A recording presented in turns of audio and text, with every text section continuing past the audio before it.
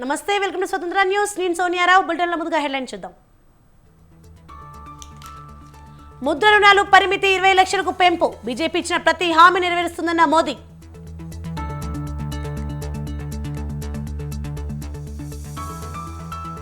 CM Jagan దాడి కేసులో దర్యాప్తు ముమ్మరం. ఘటనా స్థలాన్ని పరిశీలిస్తున్న దర్యాప్తు బృందం.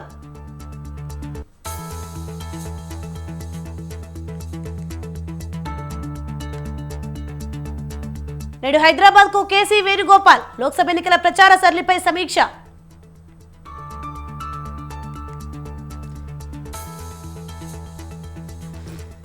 కరీంనగర్ జిల్లాలో పొన్నం ప్రభాకర్ దీక్ష. బీజేపీ పాలనలో వైఫల్యాలపై నిరసన.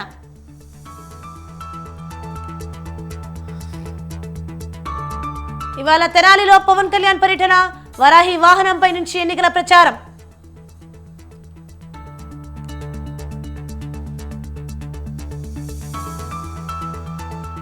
నేడు ముంబై వర్సెస్ చెన్నై. ముంబైలోని వాకండే స్టేడియం వేదికగా మ్యాచ్.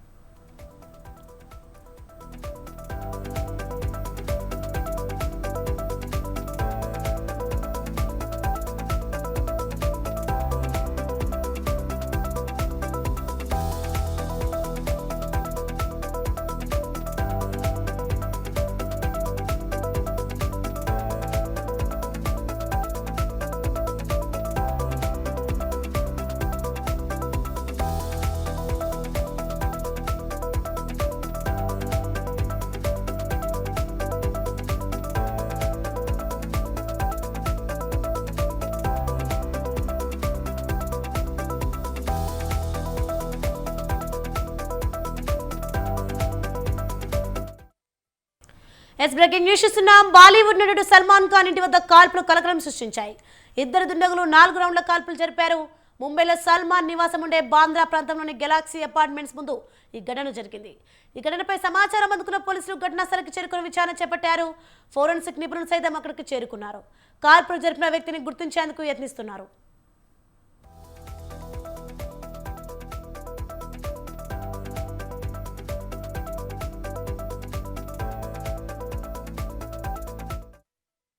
గత ఏడాది మార్చిలో సల్మాన్ ను బెదిరిస్తూ ఆయన ఆఫీస్కు ఈమెయిల్స్ వచ్చాయి. దీనిపై విచారణ జరిపిన ముంబై పోలీసులు గ్యాంగ్స్టర్లు లారెన్స్ బిష్నోయ్, గోల్డీ బ్రార్పై ఎఫ్ఐఆర్ నమోదు చేశారు. వీరు టార్గెట్ చేసిన జాబితాలో సల్మాన్ పేరున్నట్లు ఎన్ఐఏ తెలిపింది.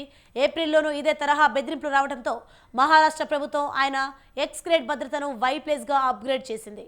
దీంతో ఇద్దరు సాయుధ గార్డులు సల్మాన్కు నిత్యం భద్రతగా ఉంటున్నారు.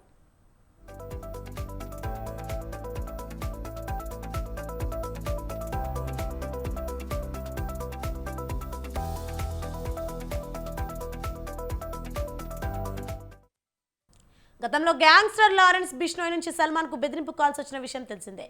1998లో కృష్ణ జింకను వేటాడి తమ మనోభావాలను కండల వీడు దెబ్బతీశాడని, దానికి ప్రతీకారం తీర్చుకుంటామని హెచ్చరించాడు. దీంతో ఆయనకు వై ప్లేస్ గిడగిరి భద్రతను పోలీసులు కల్పిస్తున్నారు. తాజా కాల్పుల నేపథ్యంలో ఆయన ఇంటి వద్ద మరింత భద్రతను పెంచారు.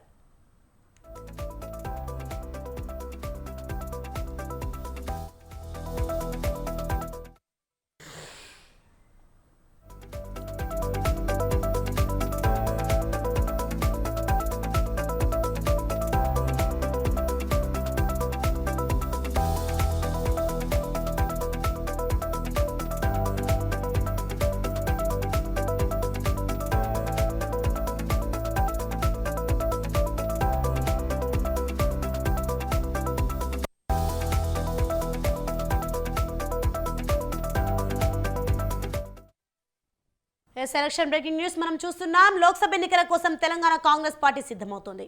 రాష్ట్రంలో లోక్సభ ఎన్నికల ప్రచార సరళిని సమీక్షించేందుకు ఏఐసీసీ ప్రధాన కార్యదర్శి కేసీ వేణుగోపాల్ ఇవాళ హైదరాబాద్కు వస్తున్నారు. ఆయన లోక్సభ నియోజకవర్గాల ఇన్ఛార్జీలు, ముఖ్య నేతలతో సమావేశమై ఎన్నికల ప్రచార కార్యాచరణపై దిశానిర్దేశం చేయనున్నారు. దీంతో పాటు ఏఐసీసీ అగ్రనేతల ప్రచార షెడ్యూల్, సభల నిర్వహణ ఎక్కడన్న దానిపై కూడా టీపీసీసీ నేతలతో చర్చించనున్నారు.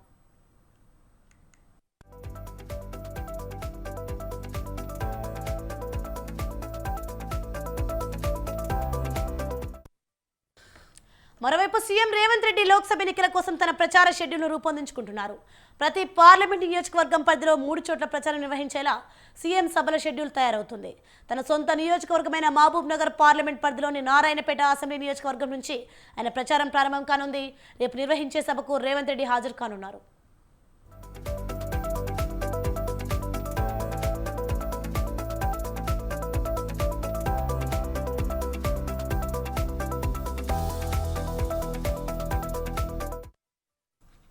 అసెంబ్లీ నియోజకవర్గాల్లో సన్నాహక భేటీలు నిర్వహిస్తోంది టీపీసీసీ. లోక్సభ నియోజకవర్గాల వారీగా ఇన్ఛార్జ్ బాధ్యతలు తీసుకున్న రాష్ట్ర మంత్రులు, ఇతర ముఖ్య నేతల నేతృత్వంలో అసెంబ్లీ స్థాయి సమావేశాలు రాష్ట్ర వ్యాప్తంగా జరుగుతున్నాయి. ఈ సమావేశాలను ఈ నెల 20 లోపు ముగించాలని టీపీసీసీ నిర్ణయించింది.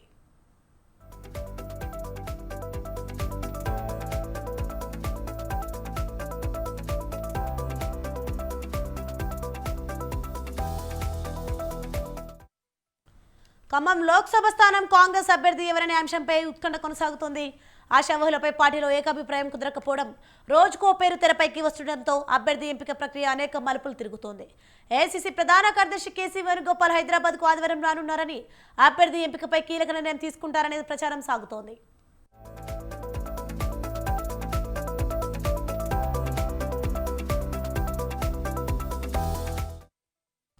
రాష్ట్రంలో 3 స్థానాలకు మినహా మిగిలిన 14 చోట్ల అభ్యర్థులను కాంగ్రెస్ ప్రకటించింది. ఆయా చోట్ల అభ్యర్థులు, ముఖ్య నేతలు, కార్యకర్తలు జోరుగా ప్రచారం చేస్తున్నారు. 3 స్థానాలను పెండింగ్లో పెట్టింది. ఖమ్మం, కరీంనగర్, హైదరాబాద్ స్థానాలకు అభ్యర్థులు హస్తం పార్టీ ప్రకటించాల్సి ఉంది. కొద్ది రోజులుగా అభ్యర్థుల ఎంపిక కోసం తీవ్రంగా కసరత్తు చేసినా కొలిక్కి రావటం లేదు. ఖమ్మం జిల్లాకు చెందిన ముఖ్య నేతలు తమ కుటుంబ సభ్యులకే టికెట్ ఇవ్వాలని పట్టుబడుతుండటంతో అభ్యర్థి ఎంపిక ప్రక్రియ మరింత క్లిష్టంగా మారింది. మల్లు నందిని, పొంగులటి ప్రసాద్ రెడ్డి, తుమ్మల యుగంధర్, వీవీసీ ట్రస్ట్ అధినేత వంకాయలపాటి రాజేంద్ర ప్రసాద్ టికెట్ ఆశిస్తున్నారు. స్క్రీనింగ్ కమిటీలో వడపోత తర్వాత 4 పేర్లతో పార్టీ కేంద్ర ఎన్నికల కమిటీకి జాబితా చేరింది.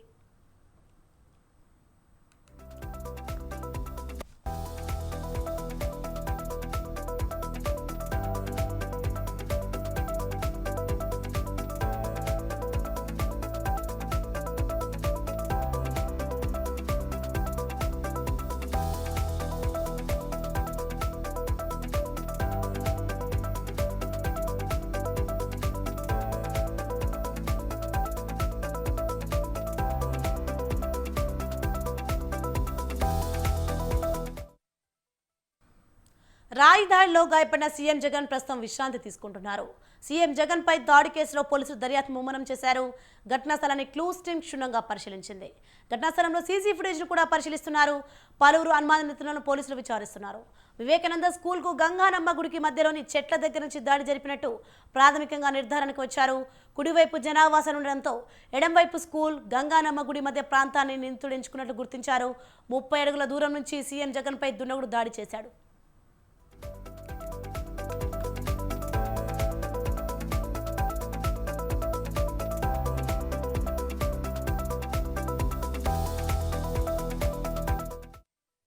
ముఖ్యమంత్రి జగన్ మేమంతా సిద్ధం బస్సు యాత్రకు నేడు విరామం ప్రకటించారు.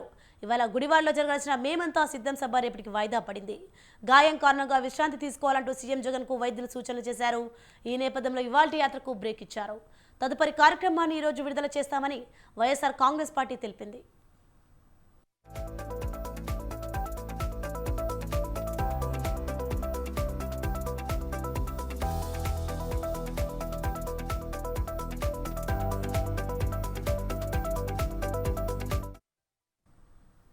సీఎం జగన్ పై దాడి ఘటనపై విచారణకు ప్రత్యేక బృందాలు ఏర్పాటు చేశారు.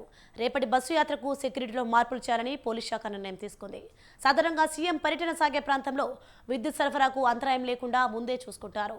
రాత్రి వేళ నివాసానికి అతి సమీపంలోని ఓ ప్రైవేట్ స్కూల్ వద్ద యాత్ర సాగుతుండగా ఈ ఘటన జరిగింది. అప్పుడు ఆ ప్రాంతంలో విద్యుత్ సరఫరా లేదు. భారీ భద్రతా వలయంలో ఉండే సీఎం పైకి రాయి విసిరి గాయం చేయగలిగారంటే భద్రతా పరంగా పోలీసులు ఎంత ఘోరంగా విఫలమయ్యారో అర్థమవుతుందని పలువురు విమర్శిస్తున్నారు. ప్రోటోకాల్ పరంగా రాష్ట్రంలో మొదటి స్థానంలో ఉన్న సీఎంపై దాడి జరగడం ఘోర భద్రతా వైఫల్యంగా భావిస్తున్నారు.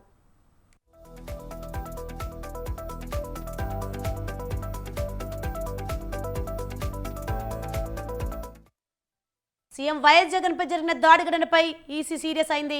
దాడి ఘటనపై సమగ్రంగా దర్యాప్తు చేయాలని విజయవాడ సిపి కాంతి రాణాకి ఆదేశించింది.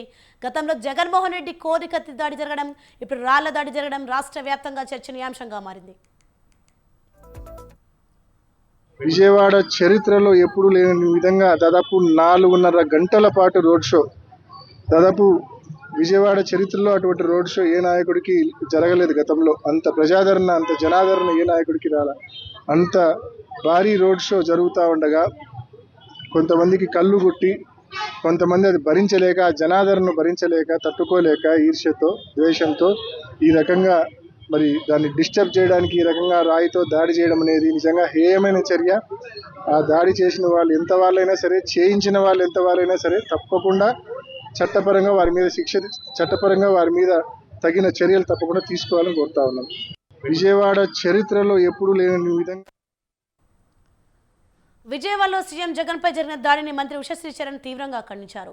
బస్సు యాత్రకు వస్తున్న ఆదరణను చూసి యాత్రను ఆపాలనే ఉద్దేశంతో టీడీపీ దాడి జరిపిందన్నారు. మామను వెన్నుపోటు పొడిచిన చంద్రబాబుకి ఇలాంటి దాడి చేయించడం పెద్ద పనేమీ కాదని విమర్శించారు. రాష్ట్రంలోని వైసీపీ అభ్యర్థులపై దాడి జరిగే అవకాశం ఉందని, రాష్ట్రంలోని అభ్యర్థులంతా అప్రమత్తంగా ఉండాలని సూచించారు.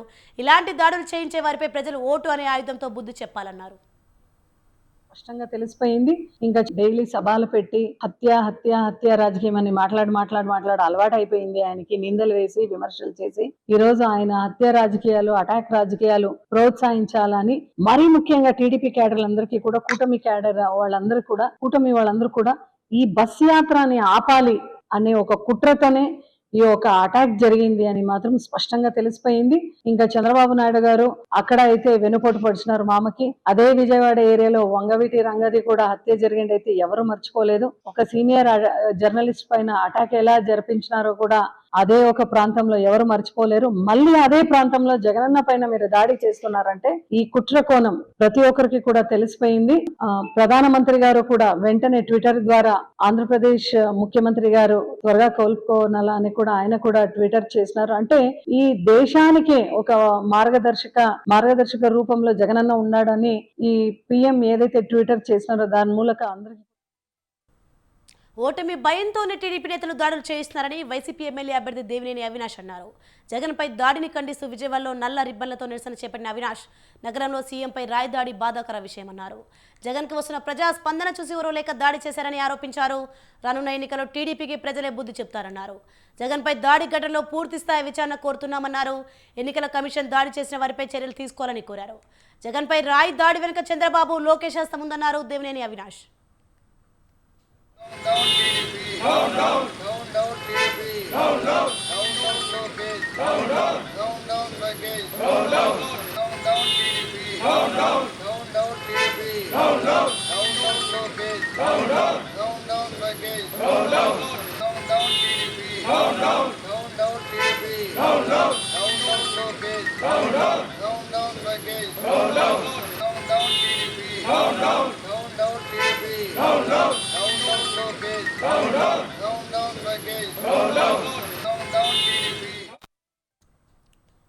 జగన్పై దాడిలో కూటమి నేతల కుట్ర ఉందని పోతిన మహేష్ ఆరోపించారు. జగన్కు ప్రాణహాని ఉందనిపిస్తుందన్నారు. కేంద్ర ఎన్నికల కమిషన్ విచారణ వేగవంతం చేయాలని కోరారు. దాడి చేసిన వారిపై కుట్రలో భాగస్వామ్యం ఉన్న ప్రతి ఒక్కరిపై కఠినమైన చర్యలు తీసుకోవాలన్నారు. జగన్కు భద్రత పెంచాలన్నారు. జగన్కు వస్తున్న స్పందన చూసి ఓర్వలేక కుట్ర పన్నారన్నారు. కూటమి నేతలకు ప్రజాస్పందన ఆదరణ కరువైందని, జగన్ను ఎదుర్కోలేకే కుట్రలు పన్నుతున్నారన్నారు. జగన్మోహన్ రెడ్డి గారి ప్రాణాలకి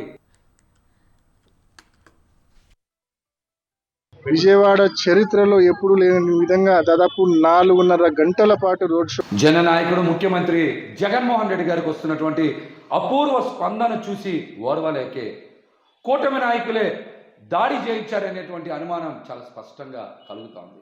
ఈ కుట్రలో చాలా బలమైన నాయకులు ఉన్నారనేటువంటి అనుమానం కలుగుతుంది. ఇందులో చాలా పెద్దల హస్తం ఉంది.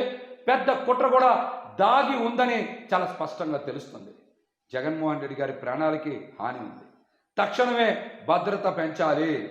ఎన్నికల కమిషన్ నిన్న జరిగినటువంటి దాడి ఘటనని పూర్తి స్థాయిలో విచారణ చేయాలి. ఎవరైతే దాడికి పాల్పడ్డారో, ఆ దాడికి ఎవరైతే కుట్ర పన్నారో వారిని కూడా విచారణలో వెంటనే తేల్చి కఠినమైన చర్యలు తీసుకోవాలని కూడా మేమైతే డిమాండ్ చేస్తాం. జననాయకుడు ముఖ్యమంత్రి జగన్మోహన్ రెడ్డి గారికి వస్తున్నటువంటి అపూర్వ ప్రత్యర్థి పార్టీల వైఫల్యాలను ఎనగట్టాలని కమల్నాథులు డిసైడ్ అయ్యారు. గత బీఆర్ఎస్ పాలనలో అవినీతి కుంభకోణాలను ప్రస్తుత అధికార కాంగ్రెస్ పార్టీ 100 రోజుల పాలనా లోపాలను ప్రజల్లోకి తీసుకెళ్లాలని రాష్ట్ర బీజేపీ నేతలు నిర్ణయించారు. ఈ మేరకు ప్రణాళికలు సిద్ధం చేసి ప్రజాక్షేత్రంలోకి వెళ్లడానికి సమాయత్తమయ్యారు.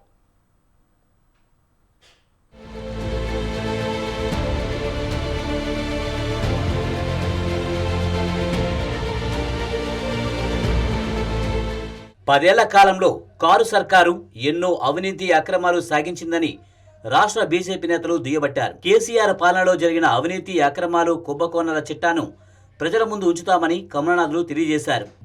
ఇక 100 రోజుల కాంగ్రెస్ పాలనలో సైతం ఎన్నో మోసాలు జరిగాయని, వీటన్నిటినీ ప్రజాక్షేత్రంలో పెడతామని, ఇందుకు తమ పార్టీ ప్రత్యేక కార్యాచరణ రూపొందించిందని బీజేపీ నేతలు తెలిపారు.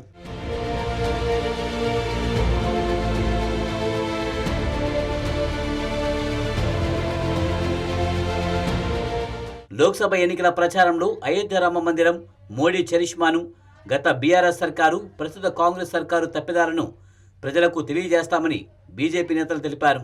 పుస్తక రూపంలో, పత్రాల ద్వారా, సోషల్ మీడియా వేదికగా చేసుకుని బీఆర్ఎస్, కాంగ్రెస్ పార్టీల తప్పిదాలను ప్రజలకు తెలియజేయడానికి బీజేపీ నాయకత్వం రెడీ అయింది. ఇందుకోసం కావలసిన సమాచారాన్ని ఇప్పటికే పార్టీ శ్రేణులు సేకరించాయి.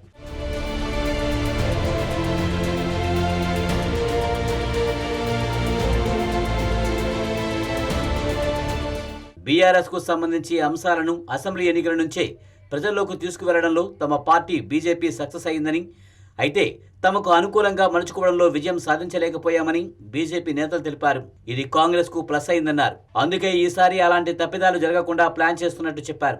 బీఆర్ఎస్కు సంబంధించి liquor scam, Kaleshwaram, phone tapping అంశాలు బీజేపీకి అస్త్రంగా మారనున్నాయి. గత ఎన్నికల్లో ఆ పార్టీకి చెందిన ఎందరో నేతల ఫోన్లు ట్యాప్ చేశారని ఎన్నికల కమిషన్కు, పోలీసు అధికారులకు బీజేపీ నేతలు ఫిర్యాదు చేశారు. దీనిపై విచారణకు ఆదేశించాలని డిమాండ్ చేస్తున్నారు. రాష్ట్ర ప్రభుత్వంపై సైతం ఇదే స్థాయిలో ఒత్తిడి తెస్తున్నారు. ఈ కేసును సిబిఐ విచారణకు ఆదేశించాలని డిమాండ్ చేస్తున్నారు. ఈ ఒక్క కేసు ఆధారంగా అటు బీఆర్ఎస్, ఇటు కాంగ్రెస్ను ఇరకాటంలో పెట్టాలని బీజేపీ నేతలు భావిస్తున్నారు. సిబిఐ విచారణ చేపట్టాలని డిమాండ్ చేస్తున్నారు. అలా కాని పక్షంలో బీఆర్ఎస్ను కాంగ్రెస్ కాపాడే ప్రయత్నం చేస్తుందని, ప్రజల్లోకి తీసుకువెళ్లాలని బీజేపీ నేతలు ప్లాన్ చేస్తున్నారు. దీంతో పాటు కాళేశ్వరం ప్రాజెక్టులో భాగంగా బీఆర్ఎస్ చేసిన అవినీతి, ఇతర పథకాల్లో కమిషన్ల నుంచి మొదలు మేడిగడ్డ ప్రాజెక్టు కుంగిపోవడం వంటి అంశాలను ఎన్నికల ప్రచారంలో ప్రధాన అస్త్రాలుగా మలుచుకోవడానికి బీజేపీ నేతలు రెడీ అవుతున్నారు.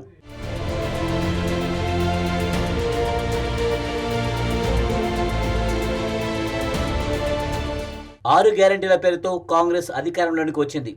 అధికారంలోకి వచ్చిన వెంటనే పలు పథకాలను అమలు చేస్తామని హామీ ఇచ్చింది. అనంతరం 100 రోజులు గడువు పెట్టింది. అయితే 1-2 పథకాలను మాత్రమే అమలు చేసింది. మహిళలకు ఉచితంగా బస్సు ప్రయాణం, 500 రూపాయలకు గ్యాస్ తప్పించి మిగిలిన హామీలేమీ నిలబెట్టుకోలేదని కాంగ్రెస్పై బీజేపీ నేతలు దుమ్మెత్తిపోస్తున్నారు.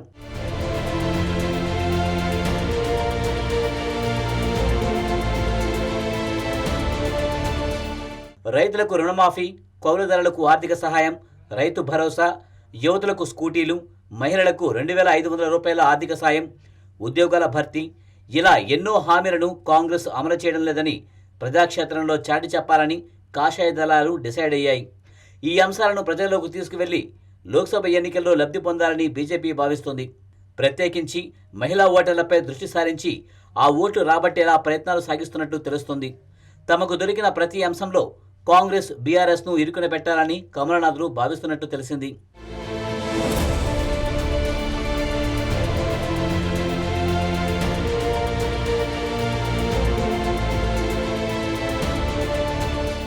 బీఆర్ఎస్ అవినీతిని, కాంగ్రెస్ పార్టీ ఇచ్చిన హామీలను అమలుపరచకపోవడాన్ని ప్రజాక్షేత్రంలో తెలియజేయడానికి యావత్ బీజేపీ నేతలు సమాయత్తమవుతున్నారు. గల్లీ నాయకుల నుంచి ఢిల్లీ జాతీయ స్థాయి బీజేపీ నేతల వరకు అందరూ సభలు, సమావేశాలు నిర్వహించి ఈ విషయాలను ప్రజల్లోకి తీసుకువెళ్లాలని డిసైడ్ అయ్యారు. అయితే కాషాయ పార్టీ ఎంచుకున్న బీఆర్ఎస్ 10 ఏళ్ల ఫెయిల్యూర్స్, కాంగ్రెస్ 100 రోజుల వైఫల్యంపై పోరు లోక్సభ ఎన్నికల్లో కాషాయ పార్టీకి ఎంతవరకు అనుకూలిస్తాయో వేచి చూడాలి.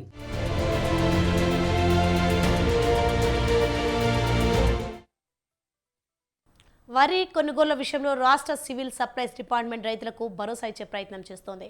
పంట తేమకు సంబంధించి రైతులెవరూ ఆందోళన చెందాల్సిన అవసరం లేదని civil supplies commission DS Chauhan స్పష్టం చేశారు. జూన్ 30 వరకు వరి సేకరిస్తామని, పంటకున్న 2 రోజుల్లో రైతుల ఖాతాలో డబ్బులు జమ అవుతాయని కమిషనర్ అన్నారు. రాష్ట్రంలో కొన్ని చోట్ల తేమ, తాలు అంటూ ట్రేడర్లు పంటకు కనీస మద్దతు ధర ఇవ్వడం లేదని రైతులు ఆవేదన వ్యక్తం చేస్తున్నారు. పండించిన పంట చివరి గింజ వరకు కొంటామని, తేమ విషయంలో రైతులు సైతం జాగ్రత్తలు తీసుకోవాలని కమిషనర్ చౌహాన్ సూచిస్తున్నారు.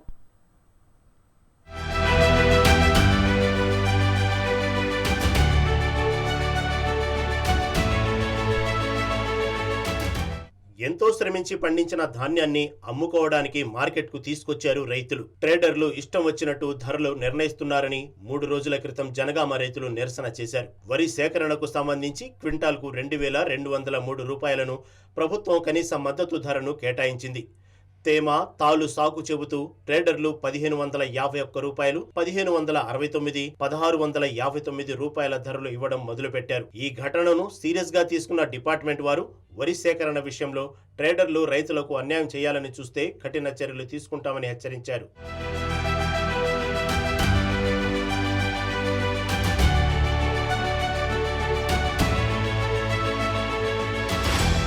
వరి కొనుగోళ్ల విషయంలో ప్రతి ఏడాది రైతులకు, వ్యాపారులకు తేమ, తాలు విషయంలో గొడవలు జరుగుతూనే ఉన్నాయి. ఒకసారి ఐకేపీ సెంటర్ల దగ్గర చెక్ చేసిన ధాన్యాన్ని మిల్లర్లు రెండవసారి చెక్ చేయడాన్ని తీసివేయాలని రైతులు కోరుతున్నారు. దీంతో పాటు ఏదో ఒక బ్యాగులో తేమ ఉండడాన్ని చూపిస్తూ మిగిలిన బ్యాగులను కలపడాన్ని రైతులు గత కొన్నేళ్లుగా తప్పుపడుతున్నారు. మరోవైపు నెలల తరబడి ప్రభుత్వం బిల్లులు పెండింగ్ లో ఉంచడంతో మిల్లర్లు రైతుల మీద పడి దోచుకుంటున్నారని వ్యవసాయ రంగ విశ్లేషకులు అంటున్నారు.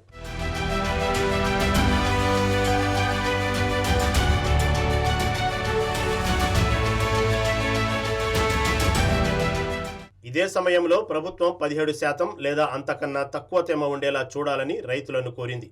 పంట పూర్తి స్థాయిలో పండిన తర్వాతే వరి కోత మొదలు పెట్టాలని civil supplies commissioner DS Chauhan రైతులకు సూచిస్తున్నారు. వాతావరణంలో మార్పుల వల్ల ఎండాకాలంలో కూడా వర్షాలు పడుతుంటాయి. దీంతో పాటు వడ్లను ఆరబెట్టడం, తేమ లేకుండా చేయడం రైతులకు కష్టంగా మారుతోంది. ఇక ఇదే సాకు చెప్పి కొంతమంది వ్యాపారులు తేమ, తాలు లేకపోయినా రైతులను మోసం చేస్తున్నారు.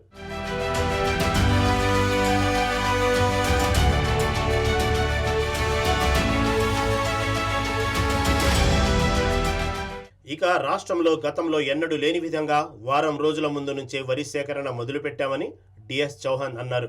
ఇప్పటి వరకు 1,87,000 మెట్రిక్ టన్నుల ధాన్యం సేకరించామని, ధాన్యం బాగున్న చోట్ల మద్దతు ధర కంటే ఎక్కువ రేటుకే వరి కొనుగోలు జరిగిందన్నారు. వరి సేకరణ విషయంలో ట్రేడర్లు ఇబ్బంది పెడితే 1967 నెంబర్కు లేదా అధికారుల దృష్టికి తీసుకురావాలని కమిషనర్ చౌహాన్ రైతులకు సూచించారు.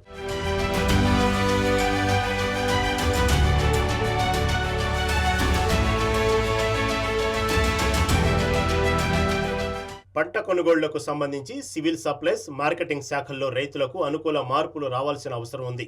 మిల్లర్ల ప్రలోభాలకు ప్రభుత్వాధికారులు లొంగిపోతారనే విమర్శలను నుంచి ప్రభుత్వం బయటపడాలి. దేశానికి అన్నం పెట్టే రైతుల పక్షాన ప్రభుత్వం నిలబడినప్పుడే రైతుల సమస్యలు పరిష్కారం అవుతాయనేది అందరికీ తెలిసిన సత్యం.